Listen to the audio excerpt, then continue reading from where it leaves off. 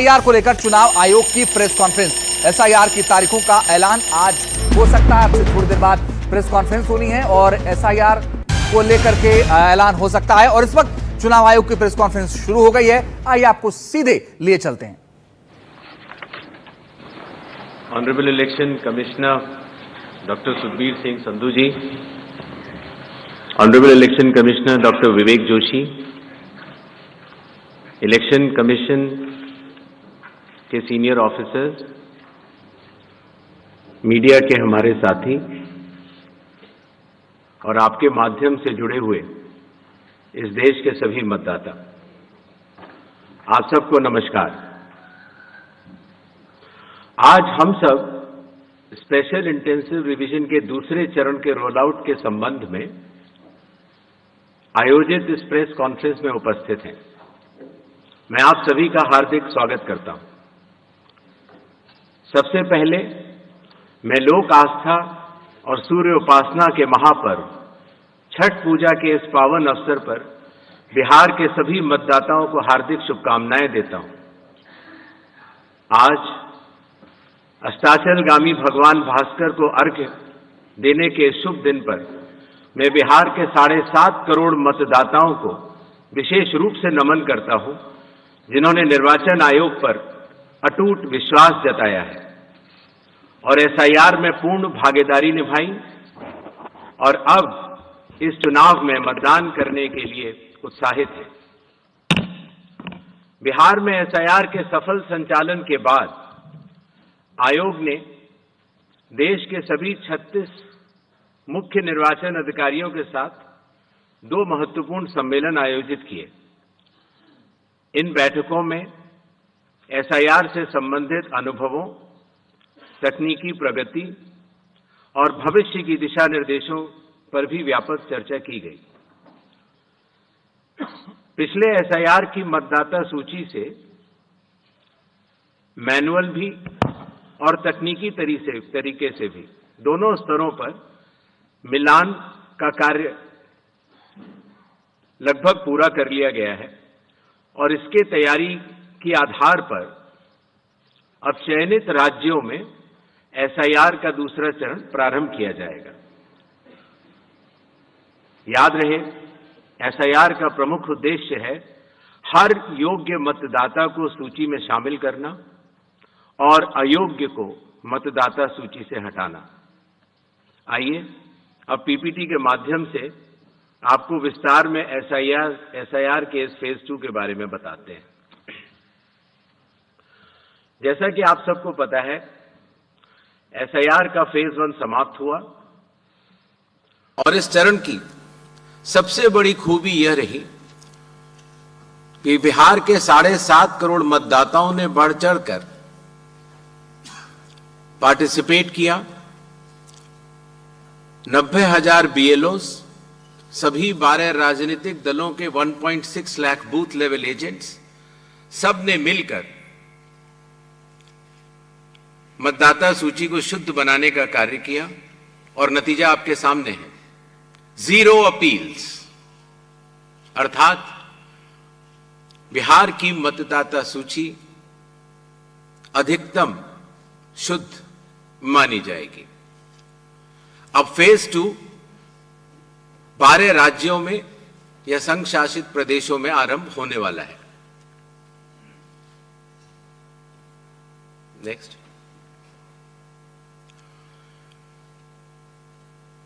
किसी भी मतदाता के लिए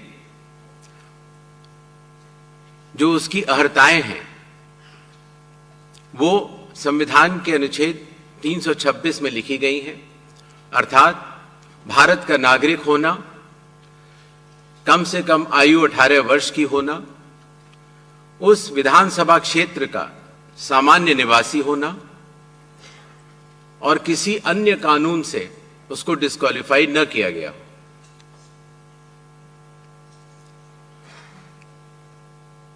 एसआईआर की आवश्यकता के बारे में काफी चर्चा हो चुकी है, लेकिन फिर भी चुनाव आयोग एक बार आपको बताना चाहेगा कि चुनावी कानून के तहत हर चुनाव से पहले इलेक्टोरल रोल का रिवीजन आवश्यक है, और या जब भी चुनाव आयोग आवश्यकता अनुसार निर्धारित करे।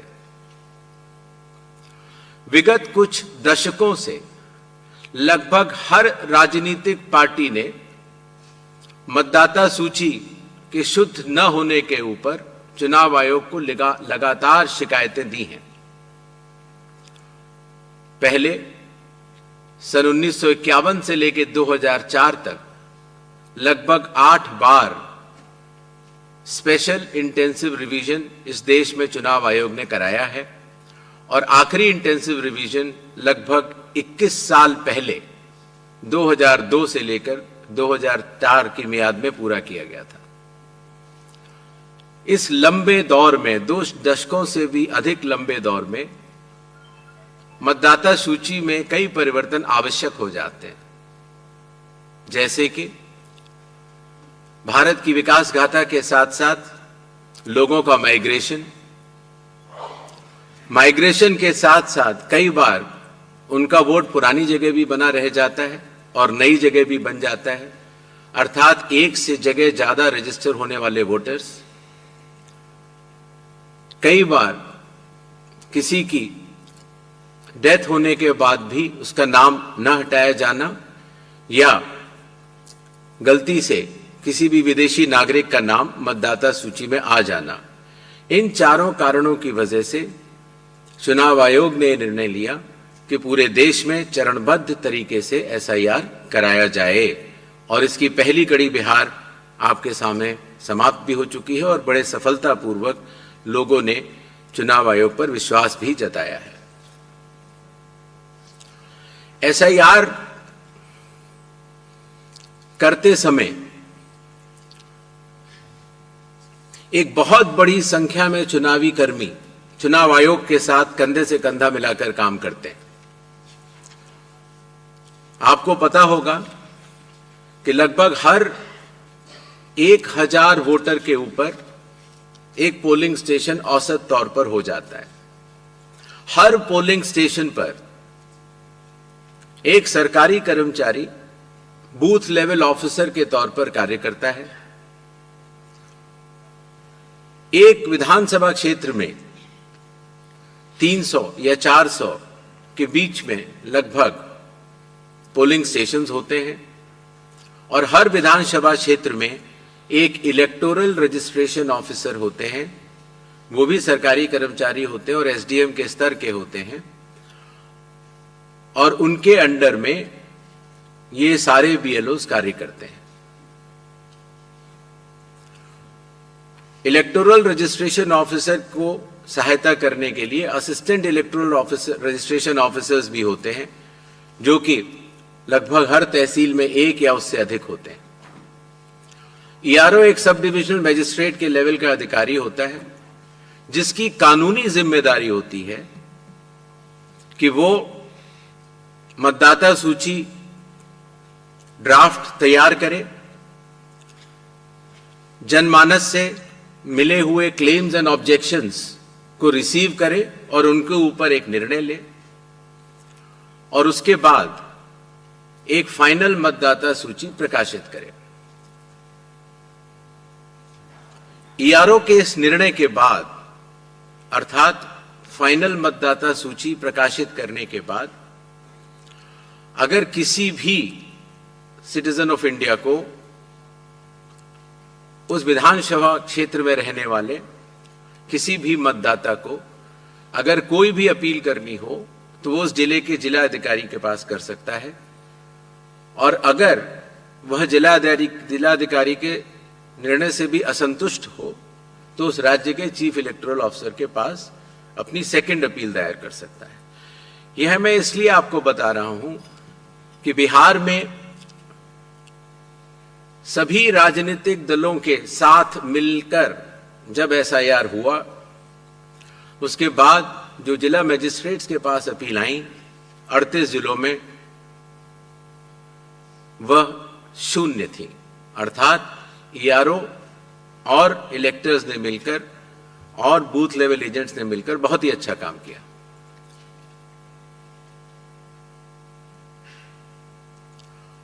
एसआईआर के समय ईआरओज और एईआरओज मिलकर सबसे पहला जो काम करेंगे वो इन्यूमरेशन फॉर्म्स को प्रिंट करेंगे। जिन राज्यों में एसआईआर हो रहा है या अभी होने वाला है, उनकी मतदाता सूची आज रात को 12 बजे फ्रीज कर दी जाएगी और उन हर मतदाता को जिसका नाम उस सूची में है, उसको एक यूनिक इन्यूमरेशन फॉर्म प्रिंट करके बीएलओ उसके घर देने जाएंगे। इन्यूमरेशन फॉर्म में वो आवश्यक डिटेल्स होंगे जो कि आज की मतदाता सूची में हैं। जब बीएलओ फॉर्म्स डिस्ट्रीब्यूट करना शुरू करेंगे एग्जिस्टिंग इलेक्टर्स को,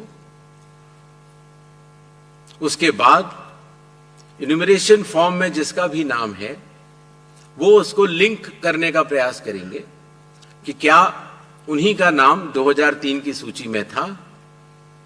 अगर था तो उनको कोई भी कागज और नहीं देने होंगे। इसी तरीके से अगर उनका नाम स्वयं नहीं था और उनके पिताजी या माताजी का नाम था तो भी उनको कोई और कागज नहीं देने होंगे। तो ये लिंकिंग और मैचिंग, बिहार जब हमने एसआईआर किया था तो सिर्फ बिहार की अवेलेबल थी और आज पूरे देश की 2002 से 4 में हुए एसआईआर की मतदाता सूची जो लिंक दिया गया है voters.eci.gov.in पर कोई भी देख सकता है और इस मैचिंग को स्वयं भी कर सकता है। बीएलओज बूथ लेवल ऑफिसर्स एसआईआर की प्रमुख कड़ी होते हैं। जब वो घर जाते हैं तो कई बार ऐसा भी हो सकता है कि किसी और व्यक्ति की उम्र उस घर में 18 साल के ऊपर की हो गई हो, तो हाथ की हाथ उसी समय वो उनका फॉर्म 6 भी भरवा लेंगे और डिक्लेरेशन भी ले लेंगे और उसकी मैचिंग और लिंकिंग भी पुराने एसआईआर से कर लेंगे। कई बार हमारे मतदाता अगर पढ़ने या लिखने में उनको दिक्कत है तो बूथ लेवल ऑफिसर उनको इन्यूमरेशन फॉर्म भरने में मदद भी करेगा और मदद करने के बाद इस तरह के सारे इन्यूमरेशन फॉर्म्स मैचिंग और लिंकिंग करने के बाद वो ईआरओ और एईआरओ को जमा करेगा। कई बार एक बार जब बूथ लेवल ऑफिसर घर जाता है तो या तो कुछ मतदाता अवेलेबल नहीं होते या कहीं गए होते हैं और या उनको मैचिंग या लिंकिंग करने में कोई समय लग रहा हो, तो ऐसे केस में बूथ लेवल ऑफिसर्स दूसरी बार भी जाएंगे और तीसरी बार भी जाएंगे। 3 बार हर बीएलओ हर घर जाएगा। जो प्रवासी लोगों की समस्या को हटाने के लिए, जो राज्य से कुछ समय के लिए बाहर गए हुए हैं लेकिन वहीं के सामान्यतः रहने वाले हैं, वो ऑनलाइन भी भर सकते हैं और खास तौर से कई बार अर्बन वोटर्स को, क्योंकि उनके दिन के समय ही ऑफिस आवर्स रहते हैं, तो वो भी ऑनलाइन भर सकते हैं। बूथ लेवल ऑफिसर का यह भी कार्य होगा कि जब वो इन्यूमरेशन फॉर्म देता है तो इन्यूमरेशन फॉर्म दस्तखत करके मतदाता को वापस भी करना होता है। तो अगर मतदाता की मृत्यु हो चुकी हो या वो स्थायी रूप से प्रवास कर चुका हो या वो एक से जगह ज्यादा रजिस्टर हो गया हो तो वो उस जगह दस्तखत नहीं कर पाएगा और ऐसे लोगों की शिनाख्त करना भी बीएलओ की जिम्मेदारी है। एक बात मैं फिर कहना चाहता हूं कि जो मतगणना, वो इन्यूमरेशन फॉर्म की जो फेज होगी उसमें किसी भी व्यक्ति से किसी और कागज की आवश्यकता नहीं होगी, बस उन्हें अपनी मैचिंग या लिंकिंग दिखानी होगी कि 2003 में किसके साथ है। नेक्स्ट, सारे फॉर्म्स मिलने के बाद ईआरओ और एईआरओ ड्राफ्ट सूची प्रकाशित करेंगे। ड्राफ्ट सूची में उन्हीं मतदाताओं का नाम होगा जिनके इन्यूमरेशन फॉर्म्स वापस मिल गए हैं।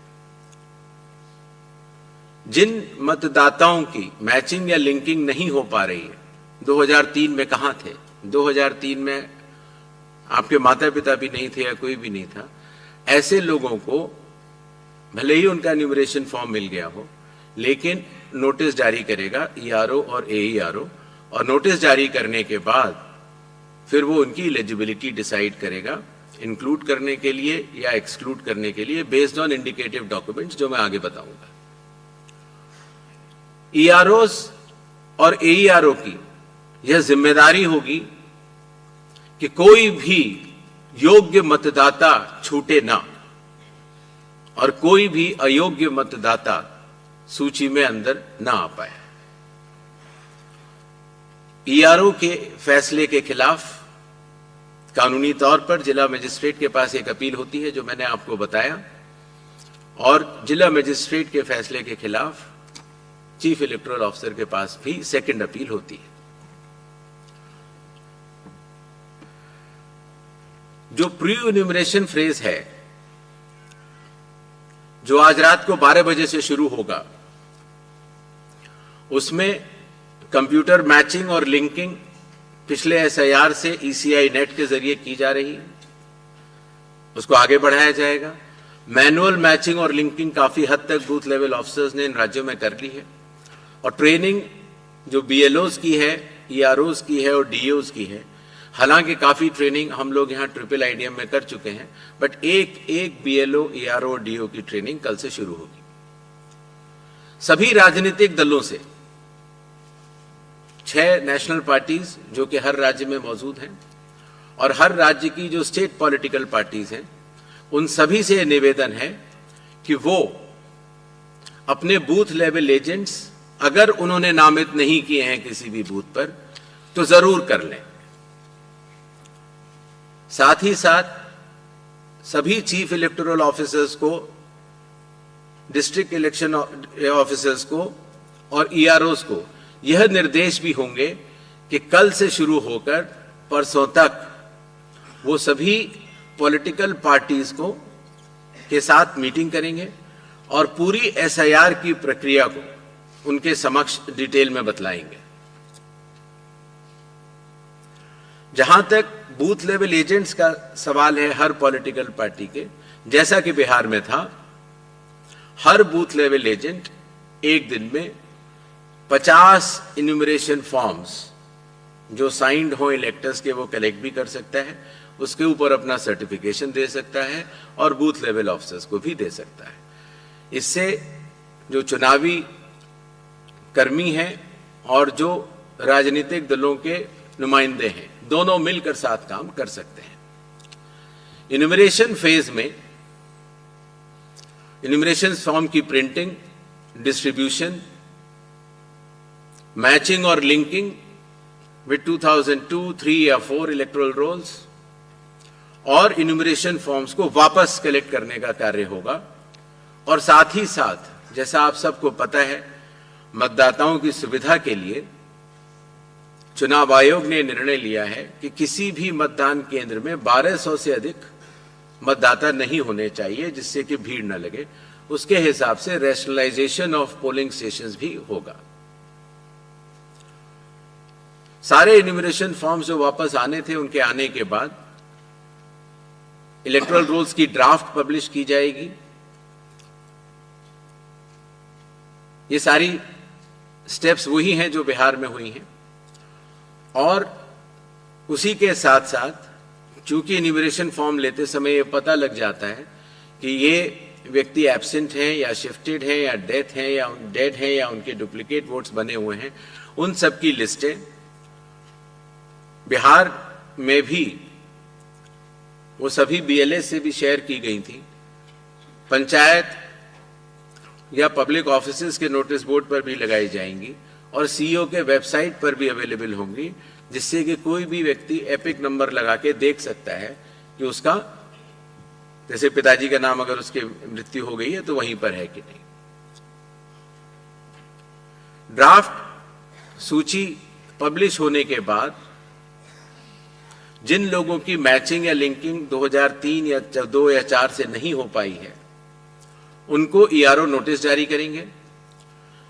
नोटिस के बाद हियरिंग होगी और हियरिंग में जो भी इंडिकेटिव डॉक्यूमेंट्स हैं उनको चेकिंग किया जाएगा।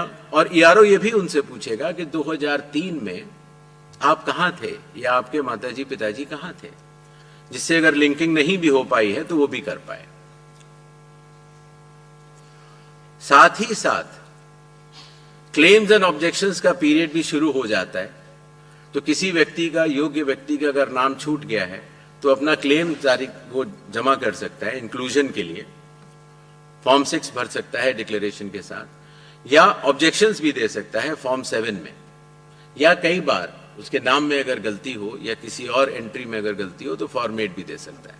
तो ये क्लेम्स एंड ऑब्जेक्शंस रिसीव का पीरियड होता है जो कि किया जाएगा, बिहार में भी किया गया था, और उसके ऊपर ईआरओज अपना निर्णय लेंगे।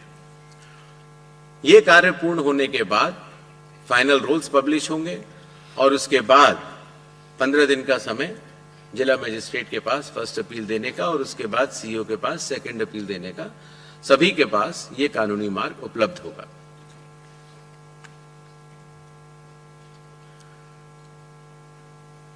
जैसा कि बिहार में चुनाव आयोग ने बहुत सफलतापूर्वक दर्शाया कि जो वल्नरेबल ग्रुप्स होते हैं, खास तौर से जो बुजुर्ग हैं या बीमार हैं या दिव्यांग हैं या कई बार हमारी बुजुर्ग महिलाएं हैं, तो इनको अगर किसी भी मैचिंग करनी है 2003 से या लिंकिंग करनी है, उन्हें कंप्यूटर नहीं आता, उनके पास मोबाइल नहीं है या उनको कोई सर्टिफिकेट बनवाना है, तो वॉलंटियर्स जो है वो या तो सरकारी कर्मचारी होते हैं या एनसीसी या एनएसएस के वॉलंटियर्स होते हैं।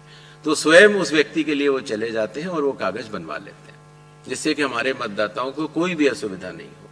और इसकी वजह से आपने देखा होगा बिहार में जब 7.5 करोड़ मतदाताओं ने चुनाव आयोग के साथ कंधे से कंधा मिलाकर जब काम किया तो कोई भी परेशानी नहीं हुई।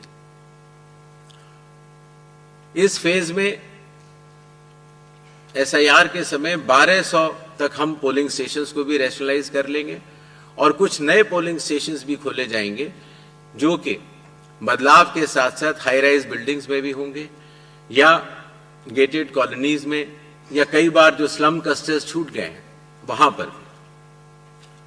इस विषय पर जो ड्राफ्ट पब्लिश होता है उसमें पॉलिटिकल पार्टी से डीओज चर्चा भी करते हैं और उसके बाद ये 1200 हर पोलिंग स्टेशन की अलग अलग मतदाता सूची प्रकाशित की जाती है।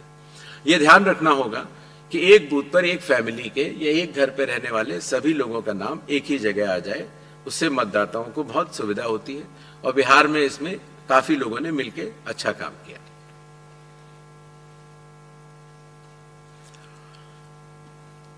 जो बिहार का एसआईआर हम लोगों ने कराया उससे चुनाव आयोग को यह भी समझ में आया कि इन्यूमरेशन फॉर्म में एक छोटा सा परिवर्तन करना आवश्यक है। अर्थात जहां रेड बॉक्स आप देख रहे हैं वहां डिटेल्स ऑफ प्रीवियस एसआईआर है। अर्थात 2003 में अगर आप स्वयं थे तो उसके डिटेल्स भर दें या 2003 में आपके पिताजी या चाचा या कोई भी उस जनरेशन के थे उनका भर दें, जिससे कि मिलान